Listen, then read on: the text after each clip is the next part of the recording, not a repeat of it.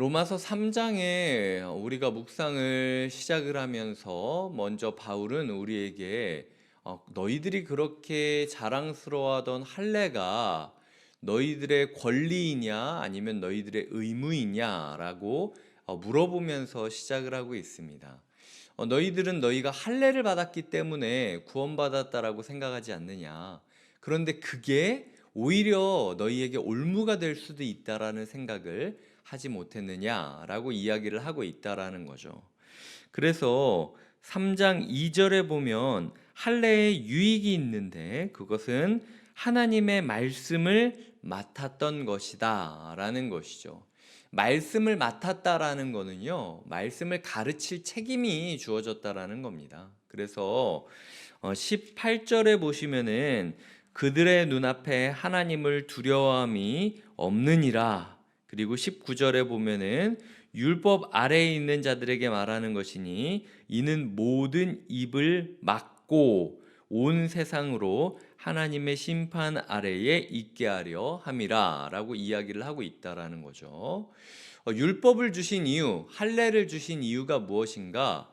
하나님께서 우리에게 책임을 맡기셨다라는 겁니다.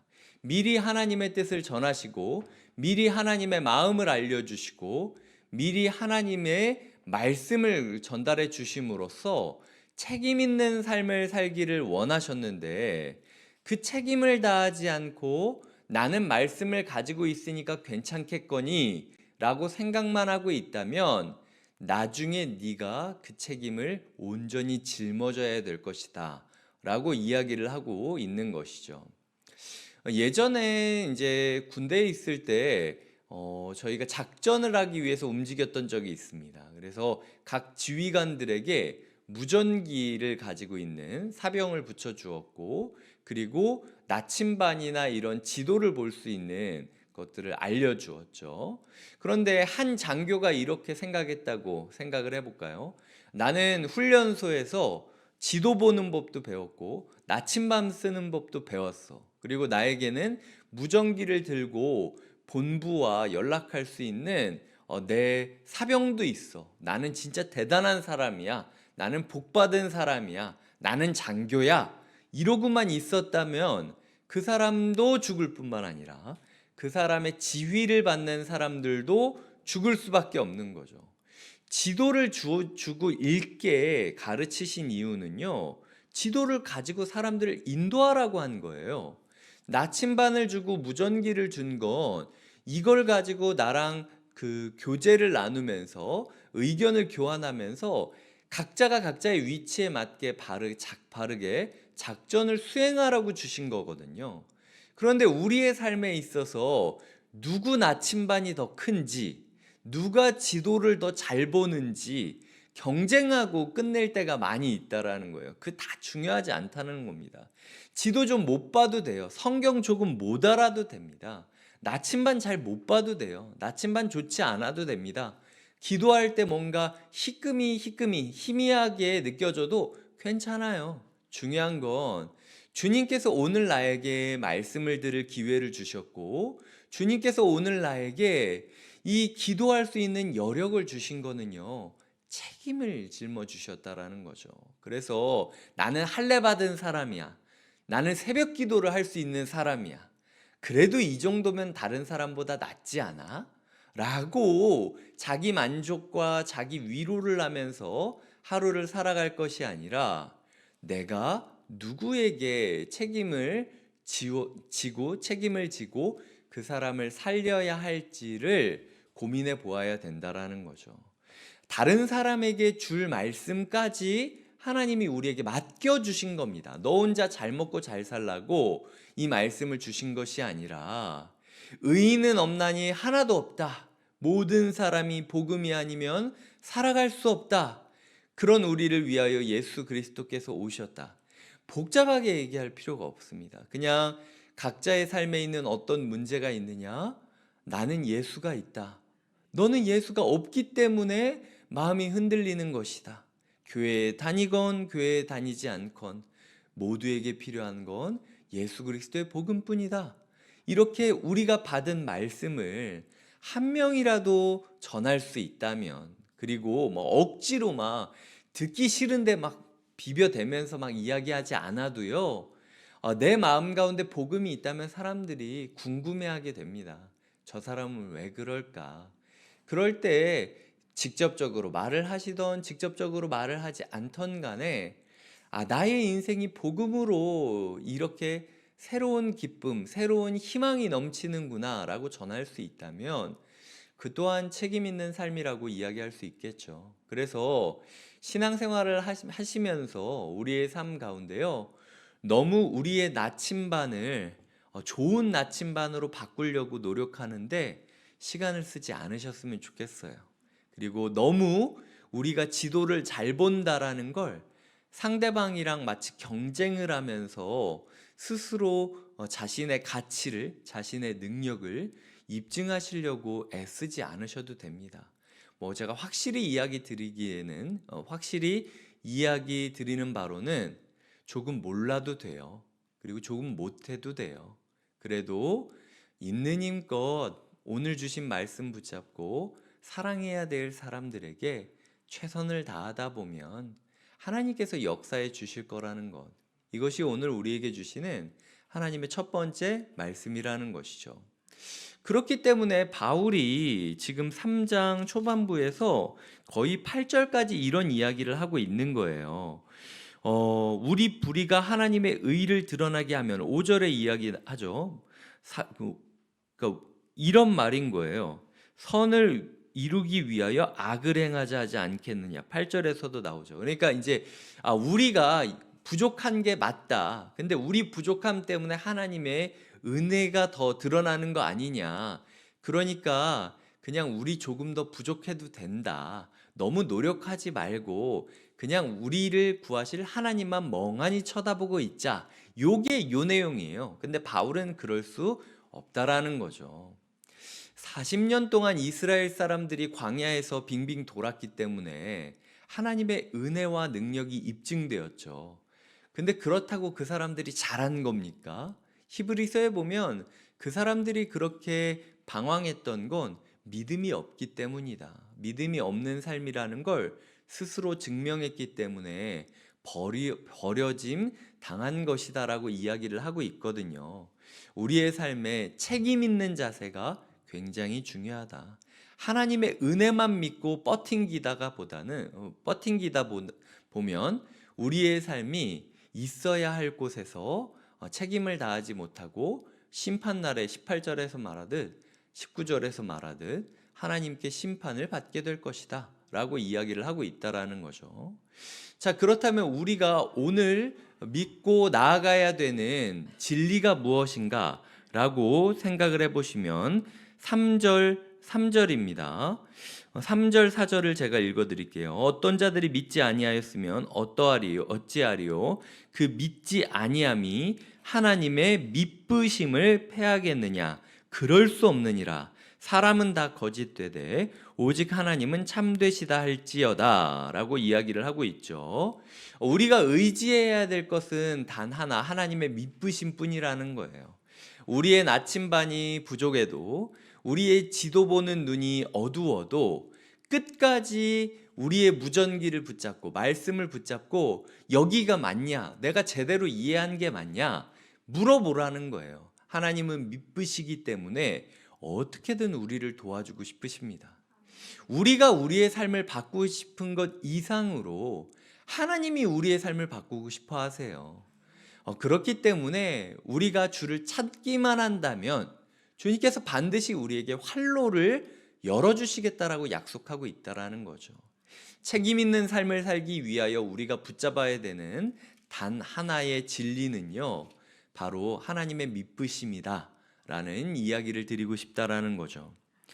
제가 이 3장 1절부터 20절까지를 묵상하며 여러 목사님들이 설교한 내용을 좀 찾아봤습니다. 그런데 두 가지 예화가 마음에 좀 닿았어요.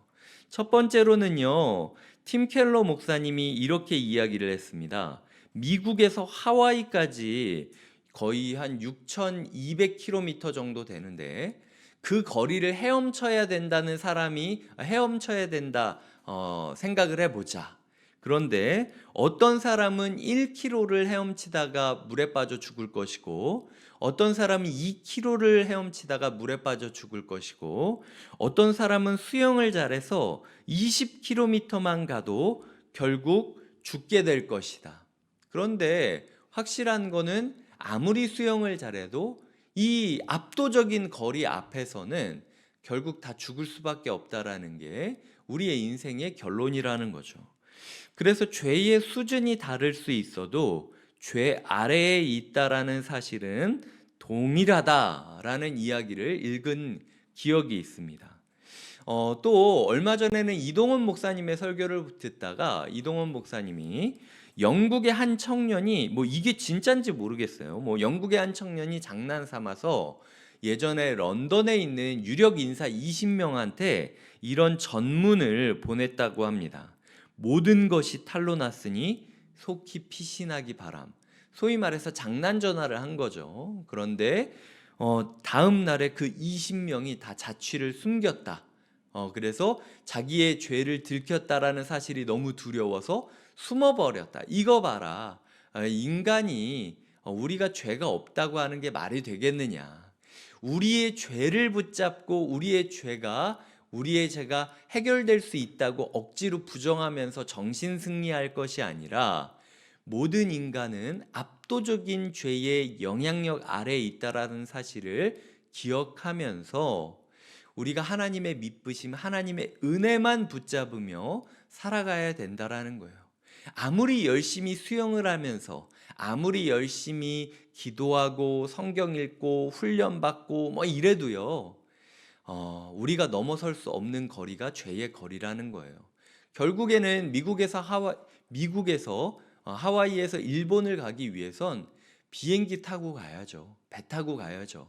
하나님이 주시는 은혜의 방편에 몸을 의지하면서 신뢰하면서 함께 가야만 도착지에 도달할 수 있다라는 거죠. 이게 믿음이라는 겁니다. 믿음이라는 게 별게 아니라 나는 비행기 타지 않으면 일본 못 가는 사람이구나. 나는 배 타지 않으면 일본 못 가는 사람이구나. 나는 아무리 나를 감추고 유력 인사처럼 능력을 증명시켜도 모든 것이 탄로 났으니 속히 피신하기 바람이라는 편지를 받으면 도망칠 수밖에 없는 연약한 인생이구나라고 인정하고 하나님의 비행기, 하나님의 배를 의지하는 삶이 필요하다라는 거죠. 책임을 다해야 된다. 책임을 다하는 삶의 시작은 은혜, 하나님의 믿으심을 의지하고 인정하는 삶으로부터 시작이 된다라고 이야기를 드리고 싶습니다. 세 번째로는 20절에 있습니다. 그러므로 율법의 행위로 그의 앞에 의롭다 하심을 얻을 육체가 없나니 율법으로는 죄를 깨달음이니라 라고 이야기를 하고 있습니다. 그럼에도 불구하고 그렇게 자랑할 이유가 없는데 율법을 주신 이유가 무엇이냐? 율법은 죄를 깨닫게 한다라는 거예요.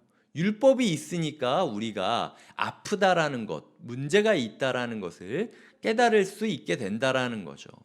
그러니까 반대로 말하자면요, 율법만 가지고 있는 사람은요, 우리말로 치면 건강검진은 1년에 한 번씩 꼬박꼬박 받는데 병원은 죽어도 안 가는 사람이 율법만 들고 살아가는 신앙인의 모습이라는 거죠. 하나님께서 우리에게 말씀하고 있는 겁니다. 이제 건강검진 충분히 받았다고. 병원 좀 가라고, 병원 좀. 너의 삶에 언제까지 너희가 부족하다는 이야기만 하며 5년, 10년, 20년, 30년을 보내고 있겠니? 교회를 다녀도 복음을 알지 못하는 사람이 너무 많아. 교회를 다녀도 여전히 자기 능력으로만 자기 의를 추구하고 인정받으려고 하는 사람이 너무도 많아. 의사한테 가서 물어보기만 하면 되는데, 의사한테 가서 도와달라고 말하기만 하면 되는데 그게 그렇게 어렵느냐? 하나님께서 오늘 우리에게 말하고 있다라는 거죠. 이제 로마서의 다음 부분부터는 계속 그 의사를 만나는 게 어떤 부분인지에 대해서 이야기를 나누게 될 겁니다. 하나님께서 오늘 우리에게 여기까지 말하시는 거죠. 건강검진은 충분하다. 영적인 건강검진은 이만큼 받았으면 됐다. 건강검진 증명서를 가지고 내가 이렇게 건강검진 많이 받았다라고 자랑하지 말고 이제는 너부터 하나님의 미쁘심 앞에 의지하며 나아가라. 그럴 때 네가 사랑하는 사람들에게 네가 받은 말씀을 전할 수 있는 책임 있는 그리스도인이 될 것이다. 하나님께서 오늘 우리에게 말씀하고 있다라는 거죠. 주님의 말씀을 붙잡고 우리가 하루를 책임 있게 살아가시는 은혜의 사람 되시길 주님의 이름으로 축복드립니다. 기도하시겠습니다. 하나님 아버지 감사합니다. 우리의 삶 가운데 말씀을 받고 말씀을 듣고 말씀과 함께하고 있지만 여기에 우리가 취한 나머지 말씀을 받은 책임을 다하지 않고 있는 것을 보게 됩니다. 더 좋은 나침반을 만들기 위하여 이리저리 이곳 유튜브 저곳 설교 이런 강의 기웃기웃거리느라 시간을 허비할 때가 많이 있고, 그리고 누가 더 지도를 잘 보는지 서로 그냥 둘러앉아서 내가 성경을 더 잘 보네, 네가 성경을 더 잘 보네, 서로 그냥 성경 공부 그리고 논리 게임 말싸움만 하고 있는 우리의 모습들을 보게 됩니다. 그리고 무전기를 잡고 내가 더 하나님의 이야기를 잘 들을 수 있네 아니네, 기도의 시간을 그런 데에 허비하고 있을 때가 있습니다. 주님께서 우리에게 나침반과 지도와 무전기를 주신 이유를 생각하며 책임 있는 삶을 살게 하여 주시옵소서. 하나님 아버지, 우리에게 하나님의 미쁘심이 필요합니다. 하나님의 참되심, 하나님의 은혜가 필요합니다. 하나님 아버지, 은혜로 우리를 헤아려 주시고 우리가 건강검진만 받고 끝나는 삶이 아니라 의사이신 주님 앞에 우리의 삶을 내려놓는 하루가 되게 하여 주시옵소서. 하나님, 환자가 열심히 했기 때문에 병이 낫는 것이 아니라 환자가 의사한테 갔기 때문에 병이 날 수 있는 겁니다. 우리의 삶에 뭘 하려고 하는 시도를 좀 내려놓고 그저 주님 앞에 우리의 삶을 낱낱이 진실하게 고하는 새벽 되게 하여 주시옵소서. 감사하고 예수님의 이름으로 기도드립니다. 아멘.